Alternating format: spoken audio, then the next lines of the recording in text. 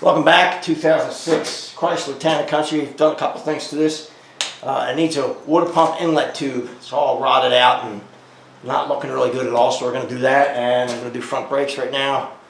I'm going to take this wheel off the side because I think I can get to it through the wheel well. If I can't, I'll go underneath and get it. We'll figure it out. But headcock's on the driver's side, down the bottom corner.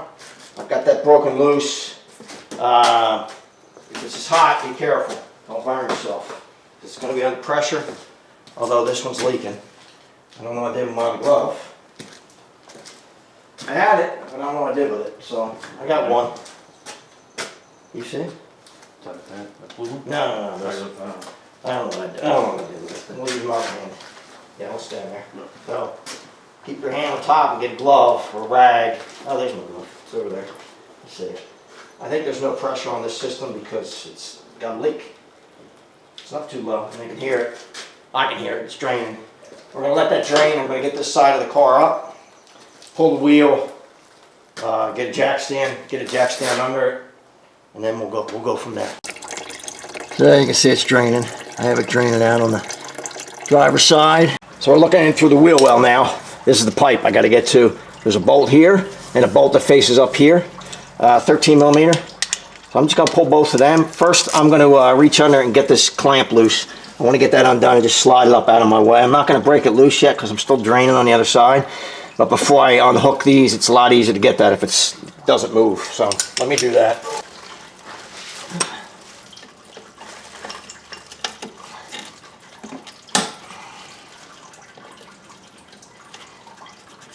Now we'll just put that out of the way. That's all I really wanted there. Trying to get some light here for you, but I have to be right where the light is as well.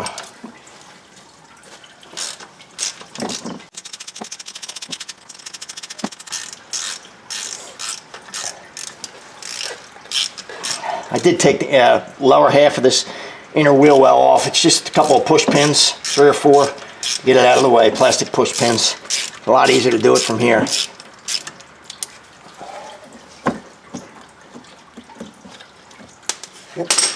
Hit the floor. And I'm probably, this light's probably right in your way. Right here. Facing up.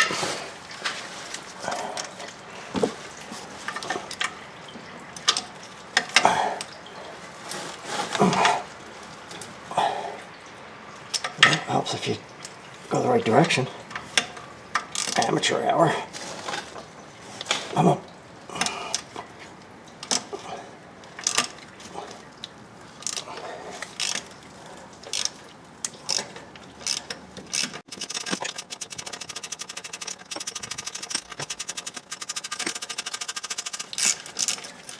There we go.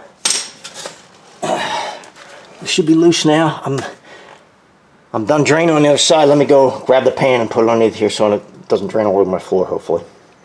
I have my pan underneath. I'm going to attempt to you got to pull this down. Kind of there's an O-ring that holds it in place. So I want to see if I can get that loose. And it's coming. And that's kind of what I figured. We'd get some leak, but that's why I have the pan there. Now I can undo this other end, undo my hose, and I'll show you how bad this thing is. Let me get something to break that loose. Oh.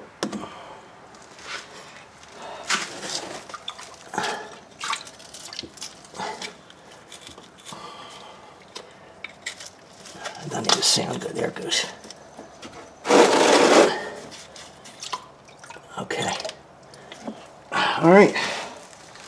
I'll show you that at the end. Got my new one here. Looks a lot better. I put a little bit of grease. I use dielectric grease just as a lubricant on that O-ring. We'll slide that up.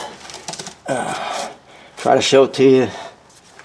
Probably block everything you're seeing. It should just wiggle into place here and get it lined up right.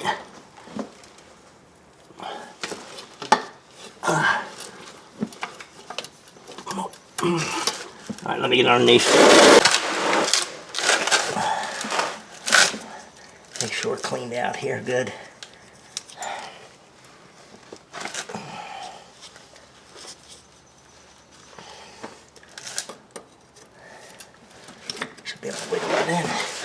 Should be able to. Better be able to. All right, I'm going to disconnect the hose here.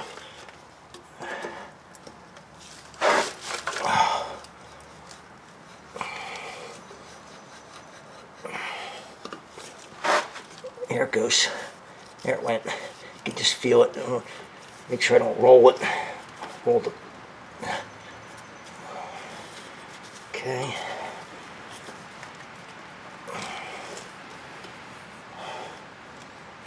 Let's see how bad an aftermarket part this is. Let's see how our holes go here. There's one. That one's not going to be an issue. I'll just get that started so I can look at the other one to see how far off it is and how much I have to fight it to get it started.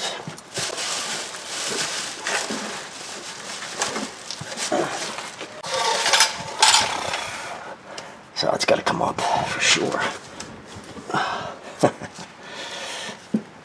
Oh yeah, going a little too. There we go. They did it though, I think. I know you can't see it, my head's right in the way, but start it by hand, make sure they're not cross-threaded. I got them both started. Got that one started and that one started. Hopefully you can see something. I don't know what you're saying. And those, we'll just tighten them up and then I'll put that clamp back on. Alright, I'm going to run these in with a gun, but I have the gun turned down, okay? Don't go nuts or just snap them off. You just need to snug them up.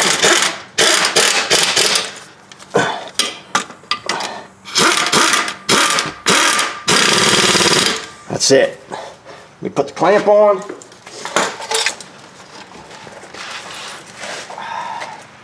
Kind of a droop a little. That's alright. Can't see it anyway.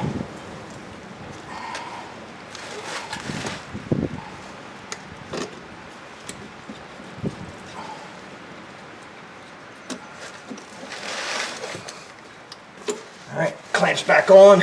I'm not in the right place, so I do want to get it back where it's supposed to be. That's better. Plastic black piece over by Put the shield back on here. I don't know how much of this you're going to be able to see, but this is the shield that came off. Let me find the right way to put it here. Now, it goes like this. No, it does not. Come on. You're being stupid. You're being stupid. It goes like that. Put that back in there. Although I don't know if you can see it because I turned the light off. There. Just a couple push pins. That's all. Get them started.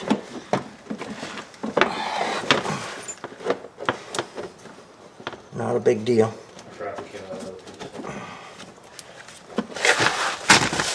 On the hitch camera. Camera flashlight's probably right in your way. There's two. There's one more, I believe. In there. No, there's one there. There's one there. Oh, there's one in here. Reach in behind to get that one. Get something to push against.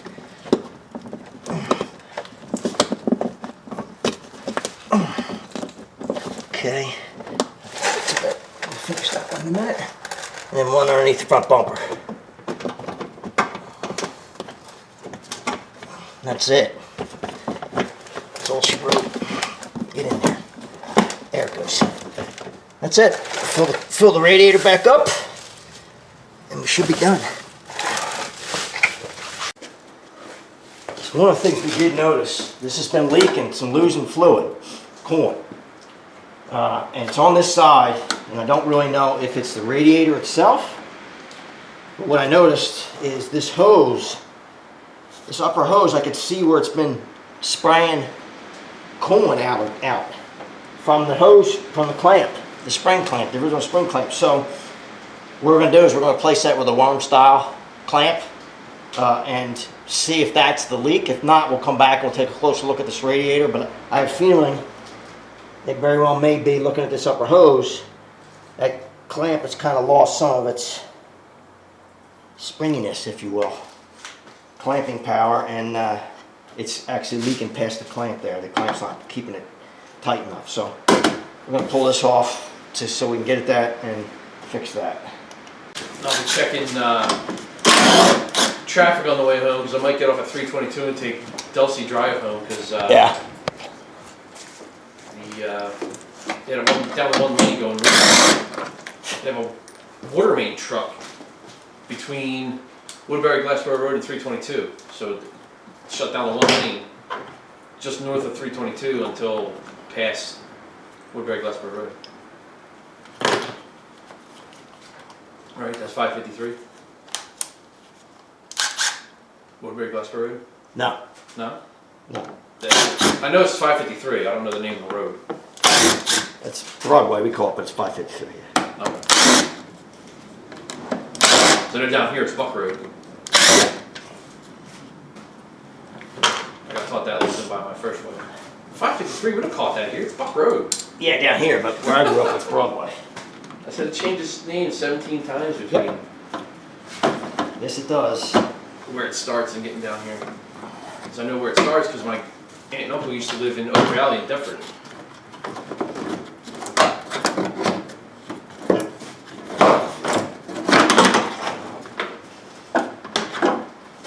Just got a little bit of shot at that. Let me show it to you so you can see what I'm talking about. It's definitely spraying out of there. So if you look along the side of that hose, you can kind of see the white, that's actually coolant being sprayed out of there. Whether it's the hose, I think it's the clamp actually. So we're going to go with the clamp first and then we'll see how it goes, and if we need to come back and do something else, we will.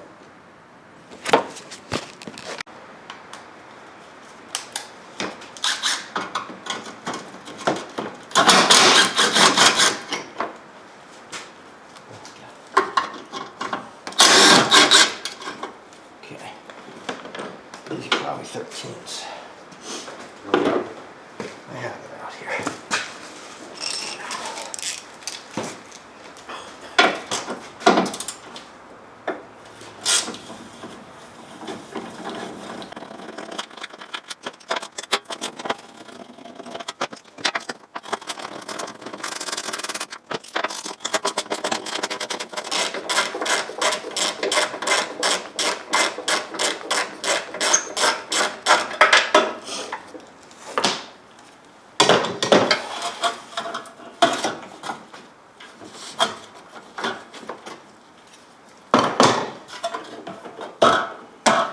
Alright, now you can see that.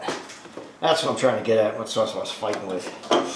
So it's easier just to take that off and do it that way rather than fight with it.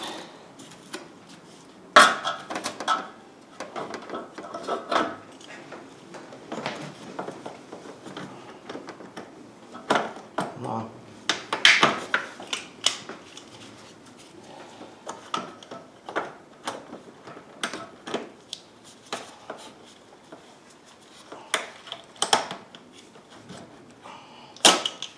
Alright.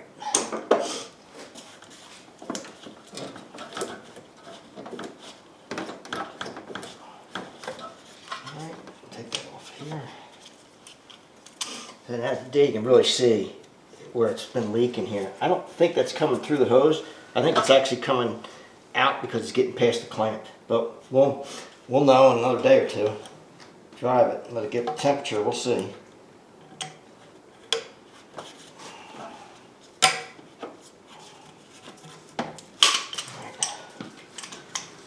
Trash.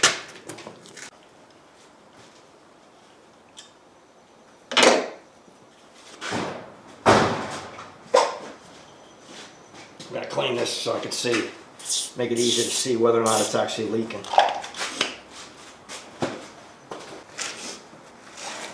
139, so okay. London guy's still up. It's only 6:39 over there.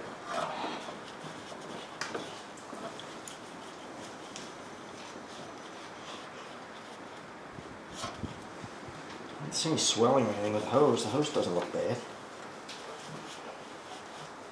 I mean, it is, in fact. Let's see anything. No, that's okay. Alright, nice and clean. No dry rot at the turn. Hmm? Excuse me, no dry rot at the turn. No, looks alright. That's good.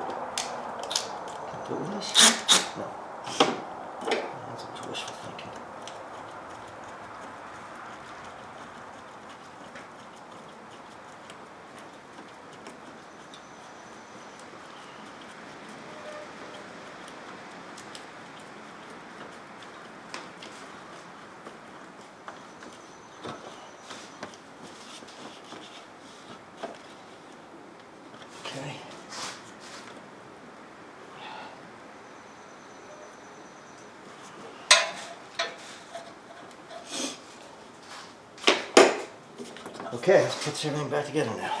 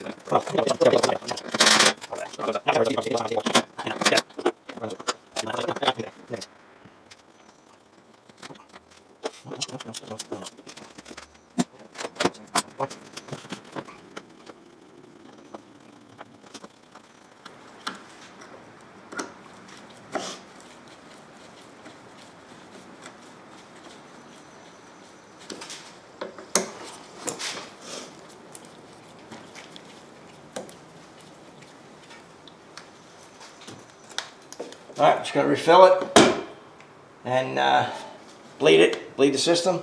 We'll see how it does. This funnel does have a strainer in it, so it catches anything that might be rust or anything that fell into the coolant. This coolant's new. We just did some other work to this, so it doesn't need to be replaced, but I don't want to dump any garbage in here, so.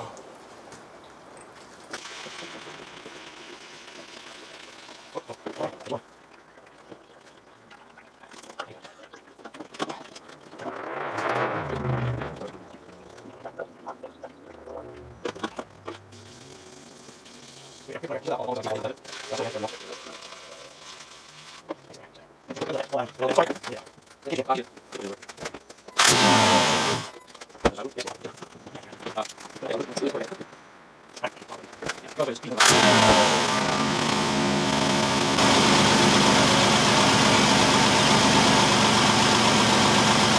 let it push the air out of the system. This one bleeds pretty easy. We'll push it out. Make sure the thermostat comes up to temp, bring up the temperature. Make sure the thermostat opens up.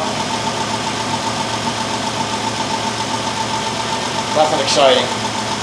We'll come back when it's done. Well, that's it for the 06 Town & Country 3.8 liter water pump inlet tube, and replace that clamp on the upper radiator hose because I believe it was leaking. We just test drove it for a while. It's up to temperature. I don't see it leaking there anywhere. We're just keeping an eye on it for the next day or two. See if that was the actual leak or there's another problem with the radiator. I don't know yet, but if so, we'll come back and we'll do another video. If you have to replace the radiator, hopefully not. Hopefully it was just that clamp. But if you need to do this for your 06, and I'm sure it's other years. I had an 02 with a 3.3. Same crossover tube basically. Might be a little different, but same setup. I had to do mine. I hope it helps you out. If you like the video, subscribe below. Thanks for watching.